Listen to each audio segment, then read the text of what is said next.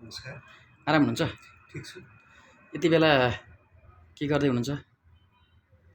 हाम्रो हामी त सहकारी कर्मी हौँ। हजुर। आफ्नो सदस्यहरूको आर्थिक सामाजिक विकास हाम्रो दिनचर्या त्यही हो। कसरी सफल हुन सकिन्छ, कसरी सफल बनाउन सकिन्छ। हजुर। तपाईँ यो बागमती विशिष्टीकृत सहकारी सङ्घको पनि अहिले बेला तयारी समितिको सदस्य हुनुहुन्छ होइन? हजुर। त्यो सङ्घको चाहिँ के छ अहिले गतिविधि? अहिले हामी एउटा सानो कार्यदल बनाएर हजुर। सङ्घ गठन पश्चात त्यसको प्रभावकारितालाई कसरी विस्तार गर्न सकिन्छ, हजुर। सङ्घको गठनको उद्देश्य पूर्तिका निम्ति हजुर। त्यसका सबल पक्ष, त्यसका कमजोर पक्षहरूको अध्ययन गर्ने काम गरिरहेछौँ। हजुर। र सङ्घलाई छिटै कानुनी हिसाबले आधिकारिकता प्रदान गर्नको निम्ति यही फागुन 1 गते चाहिँ प्रारम्भिक भेला गर्ने तयारीका साथ अहिले विनियम चाहिँ निर्माणको अन्तिम चरणमा पुर्याइरहेको छ। त्यो सङ्घको चाहिँ उद्देश्य अलिकति बताइदिनु न। खासमा सङ्घको उद्देश्य चाहिँ यो उत्पादनमूलक क्षेत्रमा जुन निजी क्षेत्रले एक प्रकारको यो बिचौलिया मध्यस्थकर्ताहरूको जन्म दियो। हजुर। र त्यसका कारणले कृषकहरूले उचित मूल्य नपाउने र उपभोक्ताले चाहिँ धेरैभन्दा धेरै मूल्य तिर्नुपर्ने जुन बाध्यात्मक अवस्था छ। हजुर। त्यो अवस्थाको अन्त्य अब सहकारी क्षेत्रले त्यसको अगुवाई गर्नुपर्छ। हजुर। र स्वस्थ गुणस्तरीय वस्तु चाहिँ सर्वसुलभ रूपमा सहकारीका सदस्य लगायत आम नेपाली जनताहरूले चाहिँ उपभोग गर्न पाउनुपर्छ। त्यो वातावरण अब सहकारी क्षेत्रले बनाउनुपर्छ। मुख्य उद्देश्य त्यही नै हो। तपाईँ अब अलिकति यता प्रसङ्ग बदलौँ होइन? तपाईँ अब यो हिलटप जुनार बहुउद्देश्य सहकारी संस्था लिमिटेडको प्रबन्ध सञ्चालक होइन? हजुर। प्रबन्ध सञ्चालक हुनुहुन्छ होइन? के छ यो संस्थाको चाहिँ गतिविधि? संस्था अब सहकारी भन्ने बित्तिकै हाम्रो पनि उद्देश्य त्यही नै हो। अन्तिम उद्देश्य भनेको समृद्धि हो। हजुर। त्यो आर्थिक रूपले, सामाजिक रूपले, सांस्कृतिक रूपले हजुर। प्रत्येक सदस्यहरूको जीवन स्तर चाहिँ उकासिनुपर्छ भन्ने हो। र त्यसका निम्ति हामीले अहिले उत्पादन र रोजगारीमूलक क्षेत्रमा अलिकति बढी काम गरिरहेका छौँ। हजुर। अहिले सहकारी संस्थाले तिनकुने काठमाडौँ स्थित आफ्नै भवन निर्माण गरेको छ। सो भवनमा एउटा सहकारी उपभोक्ता सहकारी पसल सञ्चालनमा ल्याएको छ। हजुर। हामीले सिन्धुलीमा 100 रोपनी जति जग्गा लिजमा लिएर हजुर बाख्रा पालन, गाई पालन, दुध डेरी र फलफुल तरकारी सहितको एकीकृत कृषि फारम एउटा सञ्चालनमा ल्याउँदैछौँ। हजुर। र अर्को चाहिँ टुटल पठाओ जस्तै हजुर चाहिँ यो मोटरसाइकलहरूबाट चाहिँ सदस्यहरूलाई सर्वसुलभ मूल्यमा सवारी साधनको प्रयोग गर्न सकुन् भन्ने हिसाबले हजुर यो राइडिङ सेवा एउटा सञ्चालनमा ल्याएका छौँ। कहिलेबाट ल्याउनु भयो? 3 दिन जति मात्रै हो। हजुर। र यो व्यवसाय सञ्चालन गर्नुको मुख्य उद्देश्य भनेको एउटा चाहिँ सदस्यहरूका बिचमा प्रशस्तै रोजगारको अवस्था सिर्जना हुने रहेछ। हजुर। हजुर। यसमा अहिले हामीले यो 3वटा व्यवसाय गर्दाखेरि करिब 71 जना हाम्रा सदस्यहरूले रोजगार पाउने अवस्था, प्रत्यक्ष रोजगारी पाउने अवस्था बनियो। हजुर। हजुर। अर्को कुरा चाहिँ यी व्यवसायहरू अब हाम्रो चाहिँ सहकारी संस्था बहुउद्देश्य सहकारी संस्था पनि भएको हुनाले हजुर बचत र ऋणको मात्रै कारोबार गर्नु हाम्रो उद्देश्य पनि होइन। त्यसैले हाम्रो व्यवसायहरूलाई विविधीकरण गर्दै फरक फरक व्यवसायका माध्यमबाट सदस्यहरूलाई अधिकतम आर्थिक, सामाजिक, सांस्कृतिक हिसाबले लाभ कसरी हुन सक्छ भन्ने विषयमा अलिकति बढी क्रियाशील भएका छौँ। र तिनै उद्देश्यहरू परिपूर्तिका निम्ति अहिले हामीले यी नयाँ नयाँ फरक किसिमका व्यवसायहरू सञ्चालनमा ल्याइरहेका छौँ। जुन अब अहिले तपाईँले यो राइडिङ कुरा त भर्खर सुरु भएको छ, त्यसको त अब प्रभावकारिता कति के भन्ने कुरा बिस्तारै आउला होइन। यो अहिले जुन उपभोक्ता पसल सञ्चालन गर्नुभएको छ नि, त्यो चाहिँ अहिले के छ त्यसको अवस्था चाहिँ? उपभोक्ता पसल हामीले सञ्चालनमा त ल्यायौँ, हजुर। तर हामीले यो पसल सञ्चालन गर्दै गर्दाखेरि उक्त पसलमा जसरी सदस्यहरूका उत्पादनहरूले भरिपूर्ण हुनु पर्थ्यो, हजुर त्यो हुन सकेन। हजुर हजुर। हामीले हाम्रो उद्देश्य चाहिँ के थियो भने सहकारी पसल भन्ने बित्तिकै प्रत्येक सदस्यहरूले उत्पादन गरेका वस्तुहरू खरिद गर्ने र उत्पादित वस्तुहरूले बजार नपाउने जुन अवस्था छ त्यो अवस्थाको अन्त्यका निम्ति भनेर सुरुवात गऱ्यौँ। हजुर। तर बजार त्यस्तो रहेनछ। बजार चाहिँ सहकारी संस्थाले पसल सञ्चालन गर्दै गर्दाखेरि अब त्यो पसलमा राख्ने वस्तु चाहिँ एउटा सहकारीहरूको नियन्त्रणमा पाइएन र अहिले तपाईँले पसल हेर्नुभयो भने त्यहाँ सबै खालका वस्तुहरू त छन्, तर अधिकतम चाहिँ बहुराष्ट्रिय कम्पनीकै उत्पादनहरू त्यहाँ पाउनुहुन्छ। यो हाम्रो चाहिँ विडम्बना हो। हजुर हजुर। तपाईँले अघि स्टार्टिङ गर्दै गर्दाखेरि हाम्रो विशिष्टकृत उपभोक्ता सहकारी सङ्घको जुन कुरा गर्नुभयो, यिनै कुराहरूले पनि हामीलाई त्यो सङ्घ सञ्चालनमा ल्याउन गठन गर्नलाई अलिकति बढी प्रेरित गर्यो। हजुर। किन आवश्यक रहेछ त त्यो सङ्घको भन्ने सन्दर्भमा अब यो सरकारका गतिविधिहरू अलिक कमजोर भयो, सरकार ढल्ला जस्तो स्थिति भयो, सरकारको अनुगमन नियन्त्रण प्रणाली पद्धतिले काम गर्न छोड्यो, यहाँको बजार अनियन्त्रित भइहाल्यो, रातारात मूल्य बढ्ने कारण केही छैन, सरकार कमजोर भयो, मूल्य बढिहाल्यो।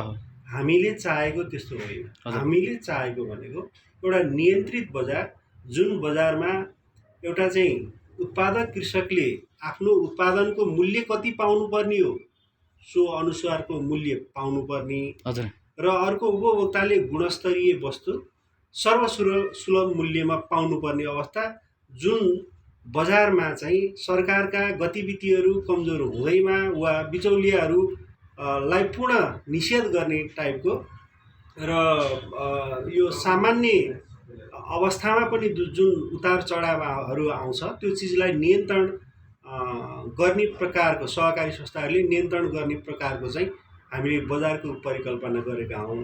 र हिलटप जुनार बहुउद्देश्य सहकारी संस्था लिमिटेडले एउटा सहकारीको नाममा उपभोक्ता पसल सञ्चालन गर्दै गर्दाखेरि जुन पीडा हामीले भोग्यौँ, त्यो पीडा अब हामीले मात्रै होइन, सहकारी क्षेत्रमा काम गर्ने प्रत्येक उपभोक्ताका क्षेत्रमा काम गर्ने प्रत्येक सहकारी संस्थाहरूको भोगाइ र पीडाइ त्यस्तै हो भन्ने पनि हामीले यो उपभोक्ता सहकारी सङ्घ गठनको क्रममा चाहिँ त्यो पाइसकेपछि हामीले सामूहिक रूपमा अब यो चाहिँ अभियानकै रूपमा अगाडि बढाउनुपर्छ र सिङ्गो नेपाली जनता दाजुभाइहरूलाई चाहिँ अब सहकारीका उत्पादनहरू नै उपभोग गर्ने एउटा वातावरण बनाएर जानुपर्छ भन्ने भएर मेरो सहकारी संस्थाले पनि त्यस क्षेत्रमा अहिले काम गरिरहेछ। जस्तो तपाईँले सिन्धुलीको जुन एकीकृत कृषिको कुरा गर्नुभयो नि, कृषि फर्मको, त्यो चाहिँ के छ अहिले तपाईँहरूको काम कुन चरणमा पुगेको छ? अहिले हामीले 10 वर्षे रणनीतिक योजना कम्प्लिट गर्यौँ। हजुर। कृषकहरूको जग्गालाई चाहिँ लिजमा लिने काम सम्पन्न गर्यौँ। कुन ठाउँ हो सिन्धुलीको चाहिँ? सिन्धुलीको गोलन्जोर गाउँपालिका वडा नम्बर 5 हिर्दिङ भन्ने ठाउँमा हो। हजुर। त्यहाँको स्थानीय निकाय पनि अब हाम्रो जस्तो एउटा ठुलो आकारमा काम गर्ने सहकारी संस्था आउँदैछ भनिसकेपछि साझेदारीका निम्ति तयार भयो। हजुर। केही पैसाहरू उनीहरूले बाटो बिजुली लगायतको पूर्वाधार विकास गर्नका निम्ति र अब त्यहाँ अब अन्य भौतिक पूर्वाधारहरू निर्माणका निम्ति भनेर स्थानीय गाउँपालिकाले बजेट छुट्याउने काम पनि गर्यो। दुग्ध डेरी व्यवसाय चाहिँ सहकारी संस्थाले सञ्चालन गर्दैछ भन्ने भइसकेपछि केही पुँजी हामीलाई पनि सपोर्ट गर्ने भनेर निर्णय गरिदिए। स्थानीय कृषकहरूलाई भैँसी र गाई किन्नका निम्ति भनेर अहिले यो वर्षलाई 50 वटा भैँसी किन्नको निम्ति हाम्रो त्यो दुध डेरीको आसपासमा रहेका कृषकहरूलाई सपोर्ट गर्ने भनेर निर्णय गरेर अहिले किन्नको निम्ति पैसा पनि छुट्याइदियो। हजुर तर विडम्बना हाम्रो यो सहकारी क्षेत्रको सिस्टम यस्तो छ कि विकृतिको कुरा अति धेरै गर्ने। हजुर तर विकृति कहाँ र कसरी भयो भनेर नियमनकारी निकायले पनि त्यसलाई चाहिँ त्यसको चाहिँ गहिराइमा पुगेर अध्ययन नगरिदिने। हजुर विकृति गर्ने सहकारी संस्थाहरू नभएका होइनन्, प्रशस्तै छन्। तिनीहरूलाई दण्डित गर्ने कुरा त्यो महत्त्वपूर्ण विषय हो। तर विकृति आयो भन्दैमा हाम्रा जस्ता संस्थाहरू जसले समाजको रूपान्तरणका निम्ति, आर्थिक सामाजिक रूपान्तरणको निम्ति काम गर्छौँ भनेर अगुवाई गरिरहेका छौँ, त्यस्ता सहकारी संस्थाहरूलाई काम गर्नै अवरोध पुर्याउने हिसाबले अहिले हामीलाई काम गर्नलाई चाहिँ रोकिरहेको छ। हामीलाई कार्यक्षेत्र विस्तार गरिदिनु पर्यो। काठमाडौँ उपत्यकाभित्र उत्पादनमूलक क्षेत्रमा काम गर्नलाई हाम्रो सामर्थ्य पुगेन। यहाँभित्र रहेका मात्रै हाम्रा सदस्यहरू यो क्षेत्रमा केन्द्रित भइदिएनन्। अलिकति लाहापाखा हामी लाग्न चाहन्छौँ ताकि यो उत्पादनलाई अलिकति जोड गरेर अगाडि बढ्न सकिएन भने यो देशको अर्थतन्त्र चाहिँ लथालिङ्ग हुन्छ। हाम्रा सदस्यहरूले गुणस्तरीय वस्तु उपभोग गर्न पाउँदैनन् भन्ने कुराहरूलाई हामीले जोडसँग उठायौँ। उहाँहरूसँग 2 वर्ष भयो हामीले पहल गरेको, हामीलाई कार्यक्षेत्र दिनुहोस्। त्यहाँ हामी यो बचत र ऋणको काम गर्न वा त्यहाँ गएर पैसा उठाएर अवचलन गर्न, दुरुपयोग गर्न हामीलाई तपाईँले कार्यक्षेत्र दिनुपर्छ भनेका होइनौँ। हामीलाई उत्पादनमूलक क्षेत्रमा गएर त्यहाँ चाहिँ कृषकहरूलाई सङ्गठित गराएर यो एकीकृत रूपमा चाहिँ कृषि कर्मलाई अगाडि बढाउन हामी चाहन्छौँ। त्यो अनुमति दिनुहोस् भनेर भनेका छौँ। अब त्यो चाहिँ सरकारी निकायबाट अवरोध त्यसरी आइरहेको छ। त्यसै कारणले त्यहाँ अगाडि बढ्न सकेको छैन। तर हामीलाई आशा छ एक दिन उहाँहरूले हाम्रो कुरा बुझ्नुहुन्छ र त्यो अनुमति दिने चरणमा पक्कै पनि पुग्नुहुन्छ भन्ने लाग्छ। तपाईँहरू के छ अहिले? अब एउटा सेवा केन्द्र त चलाइरहनु भएको छ होइन? के छ अब अरू पनि सेवा केन्द्रहरू स्थापना गर्ने केही गर्ने? त्यो त्यसका निम्ति पनि हामी प्रयासरत छौँ। हजुर प्रयासरत छौँ। तर मैले अघि नै भनिहालेँ, अभियानलाई मलजल गरेर हुर्काउने भन्नेमा होइन। सरकारी निकाय अभियानलाई कसरी हुन्छ, यो सहकारी अभियानलाई तहस नहस बनाउने पक्षमै छ। र हाम्रो कार्यक्षेत्र विस्तार सँगसँगै यो सेवा केन्द्रहरू सञ्चालन गर्ने कुरामा पनि सरकारी तवरबाटै अहिले अवरोध भइरहेछ। यो संस्थाको चाहिँ अहिले के छ? अहिले जस्तो सेयर सदस्य कति पुग्नु भएको छ? हाम्रो करिब 2900। अनि निक्षेप कति छ? निक्षेप चाहिँ हाम्रो 33 करोडको हाराहारी। अनि कर्जा लगानी? कर्जा लगानी 28 करोड। अनि यो के भन्छ सेयर पुँजी? सेयर पुँजी 4 करोड 4 लाख माथि। अनि त्यसपछि जगेडा तथा यो के भन्छ अन्य कोषहरू? जगेडा तथा अन्य कोषमा हाम्रो करिब 3 करोड पुँजी छ। कुल कारोबार चाहिँ कति छ अहिले? 40 करोड प्लस। अनि तपाईँहरूले यसपालि यो अघिल्लो वर्षको आर्थिक वर्ष 76-77 को कारोबारको आधारमा चाहिँ लाभांश दिन सक्नुभयो कि? 14.50 त्यति दिनुभयो। ए भनेपछि संस्था अब ग्रोथमै रहेछ होइन? अरू के छ? यो संस्थाले अरू नयाँ पनि अब कार्यक्रमहरू गर्ने योजना बनाएको छ कि छ? अहिले थप नयाँ यो आर्थिक वर्षमा गरेका नयाँ कामहरूमा एउटा राइडिङ सेवा र सहकारी पसल भइहाल्यो। हजुर। अर्को हामीले सिन्धुलीमा त्यो त भनिहाल्नुभयो होइन? सञ्चालन गर्ने कुरा रहिहाल्यो। हजुर। त्योभन्दा बाहेक 3वटा विषयलाई अब धेरैवटा कार्यक्रमहरू थप गरेर असफल हुने भन्दा अहिले सुरु गरेका यी 3वटा कार्यक्रमहरूलाई सफल कसरी बनाउन सकिन्छ, हजुर, हाम्रो कर्मचारी व्यवस्थापन लगायत सञ्चालक समिति टिम हामी त्यसैमा क्रियाशील रहेका छौँ। तपाईँ अब सहकारी क्षेत्रमा लामो समय काम पनि गर्नुभयो होइन?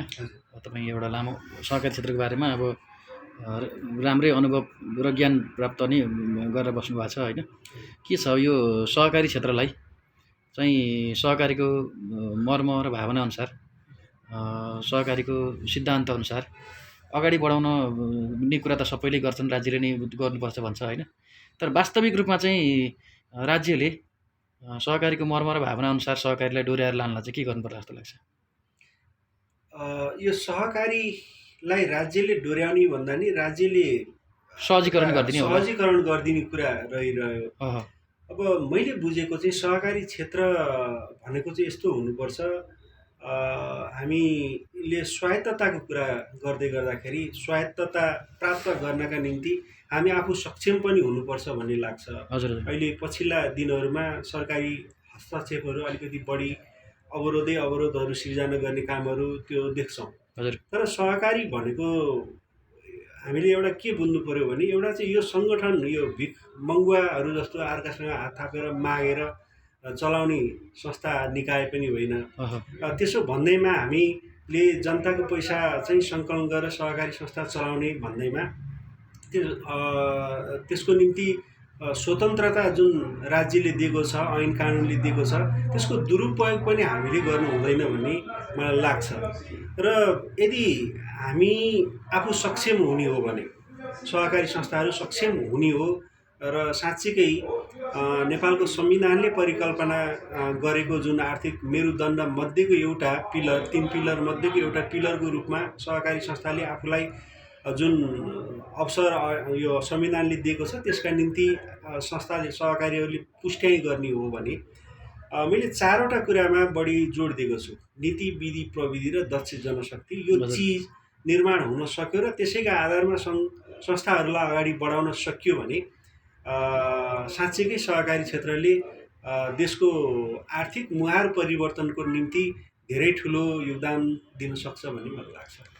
तपाईहरूले यो सहकारी अभियान भनौँ न अब चलाइरहनु भएको छ होइन? के छ तपाईँहरूले जुन अहिले अब बहुउद्देश्य कार्यक्रमको पनि कुरा गर्नुभयो होइन? तपाईँहरूलाई चाहिँ के छ अहिले के अरे तपाईँ छाता सङ्गठनहरू सहकारीका होइन, अनि बैङ्कहरूबाट चाहिँ कतिको सहयोग प्राप्त भएको छ? सहकारीको नि अब एउटा मात्रै अर्को पनि अब खुल्ने भन्दैछन् क्यारे होइन? के छ त्यसबाट चाहिँ तपाईँहरूलाई सरसहयोग के कसो भइरहेछ? राष्ट्रिय सहकारी बैङ्क अहिले हामी आबद्ध भएको बैङ्क हो र बैङ्कले यो सिङ्गो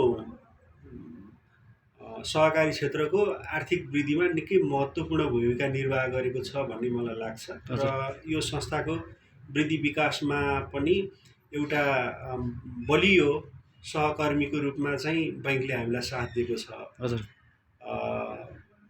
मैले बैङ्कको कुरा त्यति मात्रै गरेँ। अब यतापट्टि अभियानको कुरा गर्दाखेरि चाहिँ अब अलिकति बढी यो सहकारी क्षेत्र भएर पनि यो चरम राजनैतिक हस्तक्षेप खिचातानी अलि बढी हो भन्ने लाग्छ र यसले पनि हामीलाई अलिकति पछाडि पारिरहेको छ भन्ने अनुभूति भएको छ। जस्तो मान्छेहरूले के भन्छन् भने नि राज्यले ऐन ल्यायो, नियमावली ल्यायो होइन, अनि त्यो नियमावली भएको जुन सन्दर्भ ब्याज दरको कुरा पनि तुरुन्त लागू गर्यो होइन, तर त्यो ऐनमा व्यवस्था भएकै कुरा चाहिँ जस्तो सहकारी कर्जा सूचना केन्द्र, कर्जा असुली न्यायाधिकरण जस्ता विषय चाहिँ राज्यले लागू गर्न हालटाल गरिरहेछ भन्छन्। के त्यसमा तपाईँले सत्यता देख्नुहुन्छ? मलाई पनि त्यो कता कता त्यस्तो लाग्छ। हजुर, राज्य आफै पनि निजी क्षेत्रको प्रभावमा परेर सहकारी अभियानलाई तुगाउने वा सहकारीलाई अझ बढी हजुर, एउटा विकृति उन्मुख संस्थाहरूको रूपमा यो प्रस्तुत गर्नको निम्ति तल्लीन छ कि भने जस्तो फिल चाहिँ हुन्छ। हजुर, अब यो शुद्धिकरणको कुरा गर्दाखेरि सहकारी क्षेत्रमा रहेका विकृति विसङ्गतिको कुरा गर्दै गर्दाखेरि हजुर, अब उनीहरूले यो ऐनले पनि जुन किसिमको परिकल्पना गरेको हो, हजुर, एउटा चाहिँ सहकारी सञ्चालकहरू बिचमा रहेको व्यथितिलाई नियन्त्रण गर्ने कुरा, हजुर, अर्को व्यथिति भनेको चाहिँ सञ्चालकहरूमा मात्रै पनि सीमित रहँदैन। त्यो व्यथिति भनेको चाहिँ एउटा नियमनकारी निकायमा पनि हुनसक्छ, एउटा चाहिँ सहकारीका सदस्यहरूमा पनि हुनसक्छ। एउटा मात्रै अङ्गले राम्रोसँग काम गरेन भने सिङ्गो अभियानलाई चाहिँ धक्का लाग्छ भन्ने मेरो बुझाइ हो। र अहिले चाहिँ सरकारी निकायको सोच चाहिँ के देखिएको छ भने होइन, यो सञ्चालकहरूलाई नियन्त्रण गरिसकेपछि सबै चिज भइहाल्छ, सबै चिज सुध्रिहाल्छ भन्ने जस्तो देखिन्छ, तर त्यो होइन। अवरोध अभियानलाई, यो समृद्धिको अभियानमा अवरोध भनेको यसमा मूलभूत 3वटा पक्ष हो। एउटा सदस्य जसले यो सदस्य र संस्था बिचको सम्बन्ध मजबुत हुन नसक्दाखेरि र यो सहकारी क्षेत्रमा सदस्यहरूको सहभागितालाई बढाउने भनेर योजना बनाउँदै गर्दाखेरि एउटै मान्छे धेरै ठाउँमा सदस्य भइदिने र ऋण लिएर ऋण प्राप्त गरिसकेपछि लिएर फरार भइदिने कुरा जुन छ त्यो चाहिँ धेरै नियन्त्रण गर्न आवश्यक छ भन्ने लाग्छ। धेरै सहकारी संस्थाहरू असफल भइरहँदाखेरि त्यो हदसम्म त्यो तहका सदस्यहरूको असहयोगको कारणले पनि धेरै सहकारी संस्थाका सञ्चालकहरूमा चाहिँ एउटा यो अभियानबाटै भाग्नुपर्ने पलायन हुनुपर्ने अवस्था पैदा भएको छ भन्ने लाग्छ एउटा पक्ष। अर्को पक्ष यो शुद्धिकरणको कुरा गर्दै गर्दा अभियानलाई सफल बनाउनुपर्छ भनेर भन्दै गर्दा ऐनले के भनेको छ भने अब सहकारी क्षेत्रमा चाहिँ यो जुन ब्याज दरको कुरा लिएर आएर सञ्चालकहरूलाई नियन्त्रण गर्ने कुरामा त उनीहरूले अगुवाई सरकारी क्षेत्रले एकदमै छिटो सम्बोधन गरिदियो र यसलाई कार्यान्वयनमा लिएर आयो। तर जुन चाहिँ सहकारी सञ्चालकहरू वा संस्थालाई पर्ने समस्याहरूका विषयमा चाहिँ अहिले पनि अभियानले र सरकारी निकायले त्यति ध्यान दिएको जस्तो लाग्दैन र जुन चाहिँ यो सहकारी क्षेत्रहरूलाई सबल बनाउनको निम्ति अति आवश्यक थियो, जुन अहिले तपाईँले भन्नुभयो, त्यसमध्येको एउटा विषय भनेको चाहिँ यो के भन्छ,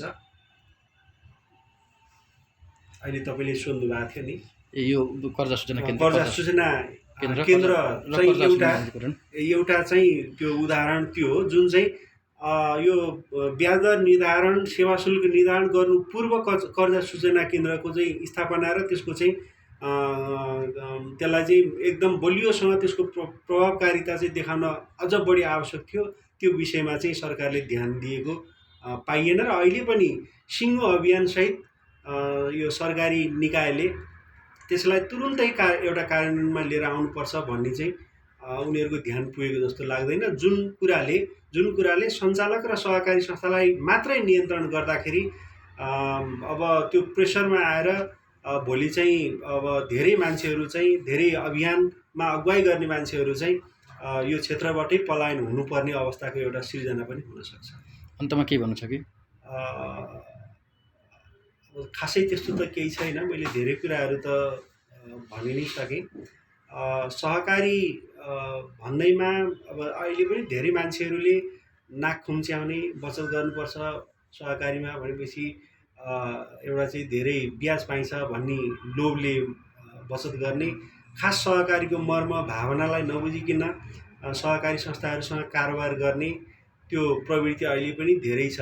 सहकारी स्वयं संस्थाहरूले पनि त्यो प्रवृत्तिको निराकरणका निम्ति पहल कदमी लिएको पाइँदैन। कसरी हुन्छ, फाइदा चाहिँ लिनुपर्छ भन्ने हिसाबले काम गरेको पाइन्छ। सहकारीलाई यस्ता कुराहरूले चाहिँ अझ विकृत विषाक्त बनाउँदै लान्छ। अब हामीले यो परम्परागत जुन प्रवृत्ति हो सहकारी क्षेत्रमा देखिएको, योबाट अलिकति अलग हुनुपर्छ र यस्ता विकृतिहरूबाट टाढा रहेर संस्था र सदस्यको सम्बन्ध चाहिँ बलियो र मजबुत बनाउँदै लैजानुपर्छ र त्यसरी अगाडि बढ्न सकियो भने मात्रै सदस्यको समृद्धि पनि सम्भव छ र संस्थाको दिगो विकास पनि सम्भव छ भन्ने लाग्छ। यसका निम्ति हामी हिल्डन जुनियर बहुउद्देश्य सहकारी संस्था लिमिटेडले पहल कदमी लिएको छ। हामीलाई तपाईँ सबैले साथ दिन आवश्यक छ। हस्, धन्यवाद सर।